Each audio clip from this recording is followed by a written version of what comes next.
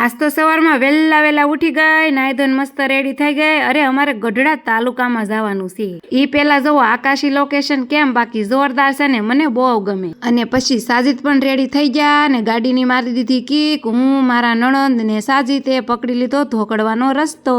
તો ફાઇનલી પૂગી ગયા છે ધોકડવા. અને ધોકડવા પૂજ્યા એટલે અમારી ગાડી તો તરસી જ હોય, તો એને થોડુંક પીવરાવવું પડે. ગાડીમાં પેટ્રોલ પુરાવી અને ખાડા ખબડિયા વાળો રસ્તો પકડી લીધો અને ફાઇનલી પૂગી ગયા છે ગઢડા તાલુકામાં. અહીંયા તો મોટી માખીઓના મધપુડા પણ છે. અહીંયા પુખ્તાની સાથે અમારી મુલાકાત આ દાદા હારે થઈ. આ દાદા એવું કહેતા હતા કે ગઢડાના વણેલા ગાંઠિયા બહુ ફેમસ છે.